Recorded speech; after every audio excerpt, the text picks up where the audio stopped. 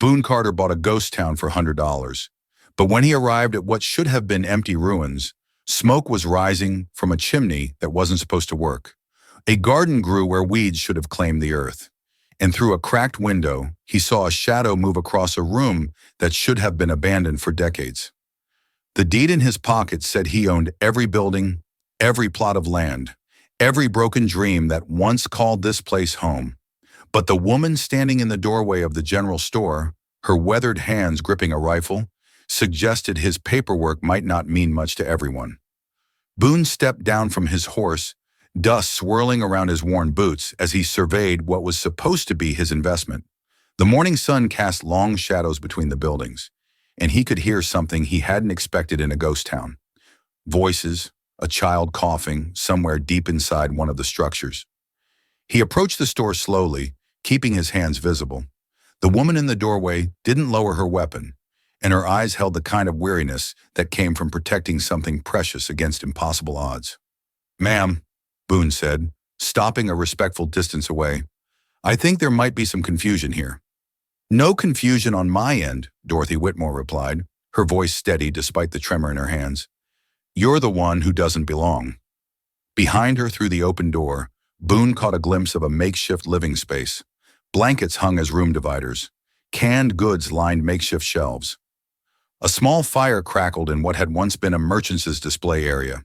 This wasn't a temporary camp. This was home. "I have the deed," Boone said, patting his jacket pocket. "Bought this whole town from the county. Legal and proper." Dorothy's laugh was bitter.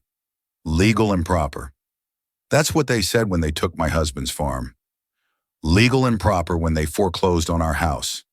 Legal and proper when they left us with nowhere to go but here." A coughing fit echoed from deeper in the building, violent and wet. Dorothy's composure cracked for just a moment, her eyes darting toward the sound before snapping back to Boone. "That's my granddaughter," she said. "She's sick, and this is the only shelter we have for 100 miles in any direction?" Boone felt something twist in his chest. He'd come here expecting to walk through empty buildings, maybe clean them up, figure out what kind of business venture might work in this forgotten corner of the territory. He hadn't expected to find people. He definitely hadn't expected to find a family clinging to survival in the ruins of someone else's dreams. "How long have you been living here?" he asked. 3 months, Dorothy said. "Since the bank took everything else." The coughing from inside grew worse, and Dorothy's grip tightened on her rifle, not pointing it at him, but ready, always ready.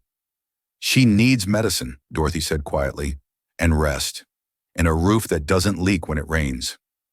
Boone looked around at the buildings he now legally owned. Some had collapsed roofs. Others had walls that wouldn't survive a strong wind. But here, in what had once been the town's general store, someone had created something resembling safety. But the law was the law, and the deed in his pocket was clear. He owned this land, these buildings, everything Dorothy and her granddaughter were using to survive. The question was what he planned to do about it. From inside the store came the sound of something falling, followed by a weak cry for help. Dorothy's rifle clattered to the ground as she rushed inside. Boone found himself following without invitation, stepping into a world that shouldn't have existed in his ghost town. The interior of the general store had been transformed into something between a home and a medical ward. Wooden crates served as furniture. Cloth strips hung from the ceiling, sectioning off areas for privacy. And in the corner on a bed made from stacked blankets and salvaged boards lay the thinnest child Boone had ever seen. Zara Whitmore couldn't have weighed more than 70 lb. Her skin was pale as winter frost, and when she coughed, her entire fragile frame shook with the effort. Dark circles shadowed her eyes, and her breathing came in short, labored gasps. "Grandma," she whispered, her voice barely audible. The water bucket tipped over. Dorothy knelt beside her granddaughter, pressing a weathered hand to the girl's forehead. The tenderness in that gesture hit Boone harder than any rifle barrel pointed at his chest. "Fever's worse," Dorothy murmured more to herself than anyone else. She looked up at Boone, and in her eyes he saw something that made his stomach clench. Desperation. "She needs a doctor," Dorothy said. "Real medicine, not just the herbs I've been finding out there." Boone surveyed their makeshift home. Water stains marked the walls where rain had leaked through gaps in the roof. The floor was uneven with loose boards that could trip someone in the dark. This place was barely holding together, and winter was coming. "Nearest doctor is in Millfield," Boone said. "That's a 2-day ride." "I know where it is," Dorothy snapped. "You think I haven't thought of that? You think I haven't considered every option?" She stood up, hands clenched into fists. "We had money once. We had a wagon, horses, everything we needed. But the bank took it all. Said my husband had defaulted on a loan he never even signed." Zara started coughing again, and Dorothy immediately returned to her side, helping her sit up to clear her lungs. The sound was wet and deep, the kind of cough that spoke of something serious taking root. "How much do you want?" Dorothy asked suddenly, her voice strained. "For us to stay until spring. I can work, I can cook, clean, men, clothes, 10 animals, whatever you need." Boone felt the weight of the deed in his pocket like a stone. He owned this place. Every broken board, every leaking roof, every square inch of land these people were calling home. The law gave him the right to tell them to leave. But looking at Zara's fevered face, in Dorothy's desperate eyes, the law felt like a cold, sharp thing he didn't want to touch. "I don't need workers," he said carefully. Dorothy's face crumpled. She thought he was saying no. She thought he was about to throw them out into the desert with nothing but the clothes on their backs and a sick child who might not survive the journey to anywhere else. But before she could respond, before Boone could explain what he was really thinking, they heard the sound of horses approaching, multiple horses moving fast. Dorothy went rigid, her eyes wide with a fear that went deeper than anything Boone had seen yet. "They found us," she whispered. 3 men rode into the ghost town like they owned it, which until an hour ago they probably thought they did. Their leader was a thin man with cold eyes and a badge that caught the morning light. Behind him rode 2 deputies, both carrying the kind of expressions that suggested they enjoyed their work a little too much. Sheriff Marcus Crowe dismounted outside the general store, his gaze moving from Boone to the smoke rising from the chimney to the garden plot. That definitely hadn't been here during his last visit. "Well, well," Crowe said, his voice carrying the particular satisfaction of a man who'd found exactly what he was looking for. "Dorothy, Whitmore, you've led us quite a chase." Dorothy stepped protectively in front of the doorway, blocking the sheriff's view of Zara inside. "We're not trespassing, Marcus. This land belongs to someone else now."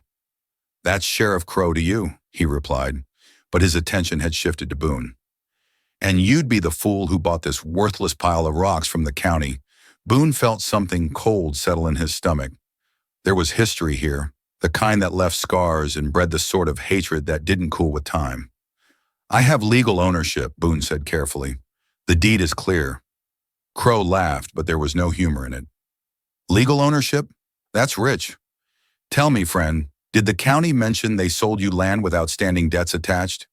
Mrs. Whitmore here owes a considerable sum in unpaid loans and penalties." Dorothy's face went white. "Those loans were forgeries. My husband never signed anything." "Your dead husband can't testify to that," Crowe said, "but his signature is on file at the bank along with the accumulated interest and late fees. Comes to about $800 now." $800. Boone felt that number hit him like a physical blow. That was more money than most people saw in 5 years. More than Dorothy could possibly have, and certainly more than he'd paid for the entire town. "She doesn't have $800, Boone said. "No, she doesn't," Crowe agreed, "which is why she's coming with us. The bank has other ways of settling debts." One of the deputies stepped forward, hand resting on his gun. "Ma'am, you need to come along peaceful now."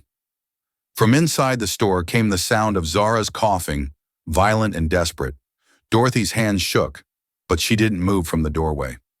"My granddaughter is sick," Dorothy said. "She can't travel." "Then you should have thought of that before you ran out on your obligations," Crowe replied. "The child will come too. The bank always recovers its investments." Boone felt something dark and angry unfurl in his chest. He'd seen enough frontier justice to know what happened to people who owed money they couldn't pay. Women especially, and children who couldn't work, ended up in places that decent folks didn't talk about.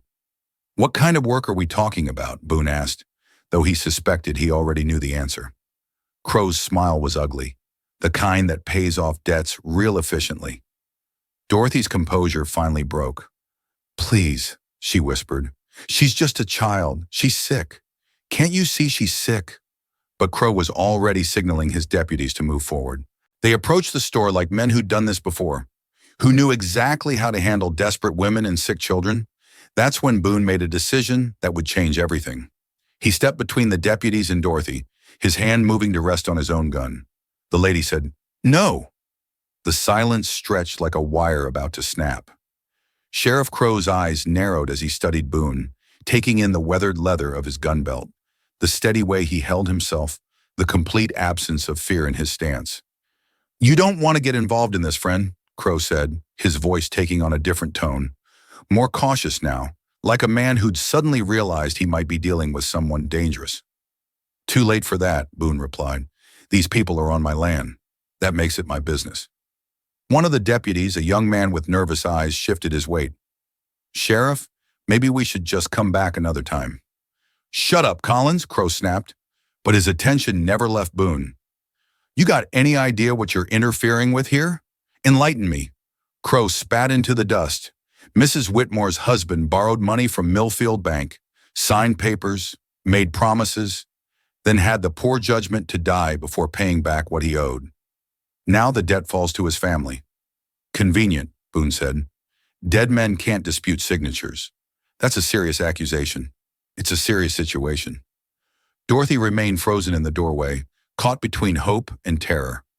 Behind her, Zara's coughing had quieted, but Boone could hear her labored breathing in the silence.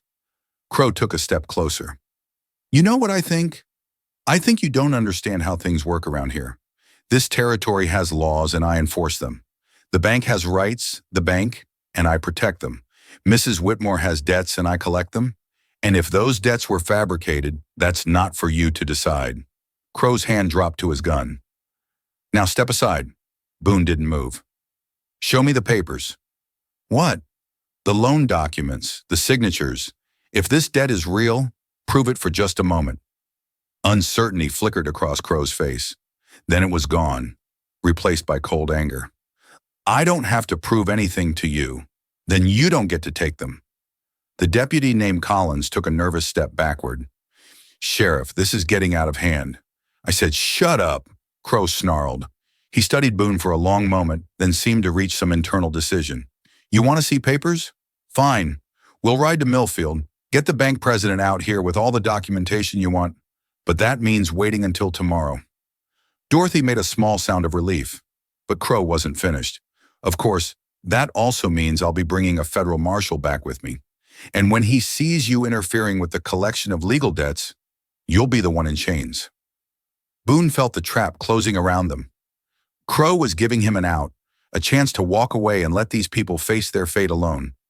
All he had to do was step aside and pretend he'd never seen a sick child or a desperate grandmother. But Zara started coughing again, the sound raw and painful in the morning air. Boone realized he'd already made his choice back when he'd first seen Dorothy standing in that doorway with a rifle in her hands and fear in her eyes. "Bring your marshal," Boone said. "Bring your papers. Bring whoever you want." Crow smiled, but it was the smile of a predator who just cornered his prey. "You have no idea what you've just done." As the sheriff and his men rode away, Dorothy finally spoke. "They'll be back with enough men to take us all." Once the dust from Crow's departure settled, Dorothy sank against the doorframe like all the strength had drained out of her. Boone could see her hands shaking, the weight of everything finally hitting her, now that the immediate threat had passed. "Why?" she asked, her voice barely above a whisper. "Why would you risk everything for strangers?" Boone didn't have a good answer for that. Maybe it was the way Zara had looked so small and fragile in that makeshift bed. Maybe it was the desperation in Dorothy's eyes when she'd offered to work for their keep. Or maybe it was just that he'd spent too many years watching powerful men crush people who couldn't fight back. "Tell me about the loan," he said instead of answering her question. Dorothy was quiet for so long that Boone thought she wouldn't respond. Then she straightened, some of her earlier strength returning. "My husband Thomas never borrowed money from anyone," she said. "He was proud that way, stubborn. Said debt was just another kind of chain." She paused, looking out toward the horizon where Crow and his men had disappeared. "But after he died, suddenly there were papers, Documents with his signature saying he owed the bank for land improvements, equipment purchases, things we never bought. Did you see him sign anything? Never. And I handled all our business dealings. Thomas couldn't read well, so I managed the paperwork. Dorothy's voice turned bitter, which is why it was so convenient when I wasn't allowed to contest the debt. Women can't challenge their dead husband's legal obligations, according to the bank. Boone felt anger building in his chest. He'd seen this pattern before in other towns, other territories, banks, and corrupt officials working together to steal land from families who couldn't fight back legally. From inside the store came a weak call, "Grandma." Dorothy immediately went to Zara's side and Boone followed. The child looked even worse than before. Her skin flushed with fever and her breathing shallow. When she tried to sit up, she was too weak to manage it on her own. "I'm thirsty," Zara whispered. Dorothy reached for a water bucket, but it was nearly empty. "The well out back still works," she told Boone. Sometimes Boone took the bucket and headed outside. The well was old, its wooden frame weathered and cracked, but when he lowered the rope, it came back up with clear water. As he worked, he found himself thinking about $800. It was a fortune to people like Dorothy. But Boone had more than that hidden in his saddlebags. Money he'd saved from years of careful living and successful cattle sales. He could pay the debt. Problem solved. But something about that solution felt wrong. If he paid, he'd be admitting the debt was real. He'd be rewarding corruption and encouraging more of it. And what happened to the next family Crow and his bank decided to target? When he returned with the water, Dorothy was sitting beside Zara, stroking her granddaughter's hair with infinite gentleness. "She needs medicine," Dorothy said without looking up. "Real medicine from a real doctor, and she needs it soon." Crow said the nearest doctor is in Millfield. Same town where the bank is, same town where Crow has friends. Dorothy finally met his eyes. "If we go there, we'll never come back."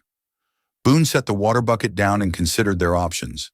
They could run, but Zara was too sick to travel far. They could hide, but Crow knew where they were now. They could fight, but that would mean shooting lawmen, even corrupt ones, and that would bring more trouble than any of them could handle. "There might be another way," Boone said slowly, "but it would mean trusting me completely." Dorothy studied his face. "What kind of way?" Before Boone could answer, they heard something that made his blood run cold. Hoof beat-tats again, but coming from a different direction. And there were more of them this time. Many more. Through the window they could see riders approaching from the east. Too many to count, moving fast and kicking up a cloud of dust that spoke of urgency. But these weren't Crow's men returning early. These riders carried different colors, flew different flags, and they were riding like they owned this territory, which Boone realized with growing dread. They probably thought they did. The riders who thundered into the ghost town weren't lawmen or bank officials. They were farmers, ranchers, and working people. All armed and all carrying the same expression of desperate determination that Boone had seen in Dorothy's eyes. Their leader was a woman about Dorothy's age. But where Dorothy showed the weariness of someone who'd been running, this woman radiated the focused anger of someone who decided to stop running and start fighting. "Dorothy Whitmore," the woman called out as she dismounted. "We've been looking for you." Dorothy stepped out of the store, leaving Zara inside but staying close to the doorway. "Ruth Henley, what are you doing here? Same thing, you are trying to stay alive." Ruth gestured to the dozen riders behind her. "We're all families that got hit by Crow's little debt collection scheme. All of us had husbands who mysteriously signed loan papers they never actually signed." Boone felt pieces of a larger puzzle clicking into place. This wasn't just about Dorothy and her family. This was bigger, more systematic. Crow and the bank weren't just stealing from one family. They were stealing from anyone who couldn't fight back. "How many?" Dorothy asked. 15 families so far," Ruth replied. "Maybe more. Hard to tell since some folks just disappeared rather than fight." Her gaze shifted to Boone. "And you'd be the man who bought himself a town full of trouble. Seems that way." Boone agreed. Ruth studied him for a moment, then seemed to reach some decision. "We know about the federal marshal Crow's bringing. We also know that Marshall's been taking money from the bank for years. This whole territory is rotten from the ground up." "So what's your plan?" Dorothy asked. "Evidence?" Ruth said. Real evidence that proves the signatures were forged, and we think we know where to find it. She pulled a folded paper from her jacket. Samuel Chen, the bank clerk who's been doing the forgeries, got himself a conscience last week. Sent word that he's willing to testify, but only if we can guarantee his safety. Where is he? Boone asked. Hiding in the old mining camp about 20 menors north. But Crow's got men looking for him. And if they find him first, Ruth didn't need to finish that sentence. Dorothy looked back toward the store where Zara was coughing again. I can't leave her. She's too sick to travel. We know, Ruth said gently. That's why we came here. Some of us stay and protect the town. Others go get Chen and bring him back here for the marshal to hear. It was a reasonable plan, but Boone could see the flaws.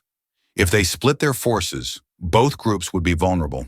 If Crow found Chen first, their only witness would disappear.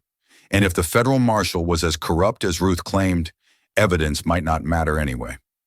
There's another problem, Boone said. Even if we prove the debts are fake, what's to stop them from just burning this place down and claiming we resisted arrest? Ruth's smile was grim. Nothing. Which is why we're not just gathering evidence. We're gathering witnesses. Lots of them. She gestured toward the horizon, and Boone saw more dust clouds in the distance. More riders approaching from different directions. Words spread about what's happening here, Ruth continued. Newspaper men from 3 different towns are riding this way. Federal investigators from the territorial capital. Even some of the tribal leaders from the reservation are coming to see what all the fuss is about. Dorothy stared at the approaching dust clouds. You're turning this into a circus. We're turning this into a public spectacle, Ruth corrected. Something too big and too visible for Crow and his friends to sweep under the rug. From inside the store, Zara's coughing turned violent, followed by a weak cry for help. Dorothy rushed inside and Boone followed. The child was sitting up, but her face was flushed with fever, and her eyes were unfocused. Something's wrong, Dorothy whispered. This is different. Worse. Boone knelt beside the makeshift bed and saw what Dorothy meant. Zara's breathing was becoming more labored, and when she coughed, there were flecks of blood on her lips. We need that doctor, Dorothy said, her voice breaking. We need him now. But as if summoned by their desperation, they heard a new sound from outside. A single horse approaching at a gallop, its rider pushing hard. Through the window, Boone saw Sheriff Crow returning alone. Riding like the devil himself was chasing him. And when Crow dismounted, Boone could see something in the man's face that hadn't been there before. Fear. Sheriff Crow's horse was oldered with sweat, and the man himself looked like he'd seen his own grave. He dismounted with shaking hands, his eyes darting between the gathered families and the dust clouds on the horizon that promised even more arrivals. This has gone too far, Crow said, his voice lacking its earlier authority. Way too far. Ruth Henley stepped forward, her hand resting on her gun. What happened to your federal marshal, Sheriff? Crow's laugh was bitter and desperate. Marshall's dead, shot down on the road by Samuel Chen. The words hit like a physical blow. Boone felt Dorothy stiffen beside him, while Ruth's face went pale. If their only witness had killed a federal marshal, everything changed. Chen would be hunted as a murderer now, and his testimony would be worthless. You're lying, Ruth said, but uncertainty crept into her voice. Am I? Crow pulled a blood-stained badge from his jacket. Found this on the road along with Marshal Davidson's body. Chen left a note saying he wouldn't be taken alive, that he'd rather die fighting than hang for forgery. Boone studied Crow's face and saw something that chilled him. The sheriff wasn't lying about the marshal being dead, but there was something else in his expression, something that suggested the whole truth was more complicated. Where's Chen now? Boone asked. Gone. Disappeared into the mountains with enough evidence to hang half the Teredos officials. Crow's voice dropped to a whisper. Including me. The admission hung in the air like smoke from a gun barrel. Around them, the gathered families shifted restlessly, hands moving toward weapons. The situation was spiraling beyond anyone's control. Inside the store, Zara's coughing had stopped, replaced by something worse. Silence. Dorothy rushed inside and her scream brought everyone running. The child lay motionless on her makeshift bed, her skin gray and her breathing so shallow it was barely detectable. Blood stained the blanket beneath her head, and her eyes had rolled back until only the whites showed. "She's dying," Dorothy sobbed, cradling Zara's limp form. "My baby's dying, and there's nothing I can do." Boone knelt beside them, pressing his ear to Zara's chest. Her heartbeat was rapid and weak, and like a bird's wings fluttering against a window. Whatever illness had been growing inside her had reached a critical point. "The nearest doctor is still 2 days away," Dorothy said, her voice breaking. "Even if we rode hard, even if we left right now, she wouldn't survive the journey," Boone finished quietly. Outside, they could hear more horses arriving, the newspaper men Ruth had mentioned. Probably maybe the territorial investigators, people who would want answers, explanations. Someone to blame for the chaos that was unfolding. Crow appeared in the doorway, looking down at the dying child with something that might have been genuine remorse. "There's a doctor in the tribal settlement," he said quietly. "Old medicine man who saved folks the white doctors couldn't help." "That's 30 meters through rough country," Ruth protested. "2 if you know the right trails," Crow replied.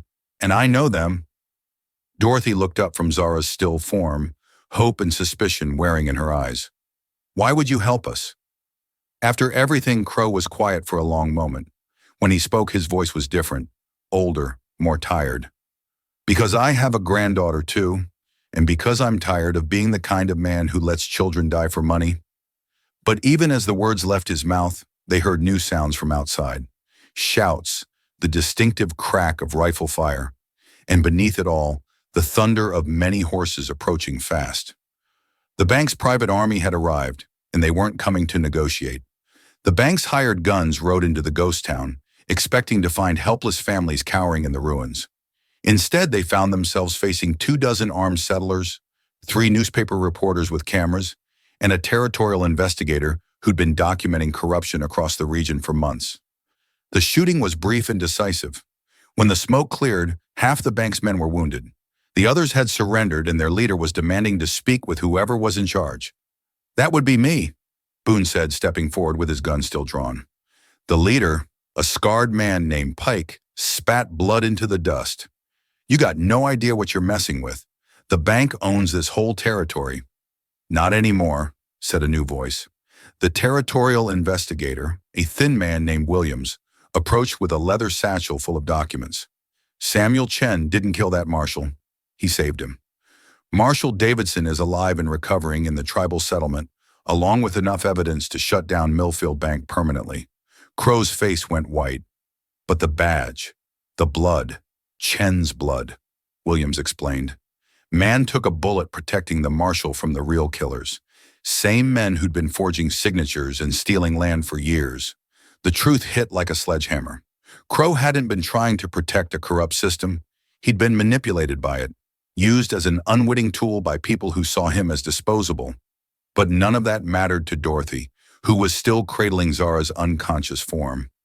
The child's breathing had become so shallow that each breath might be her last. "She needs help now," Dorothy said desperately. Crow looked at the dying child, then at his horse, then made a decision that would define the rest of his life. "I'll take her to the tribal doctor. I know the trails and my horse is fresh." "I'm coming with you," Dorothy said.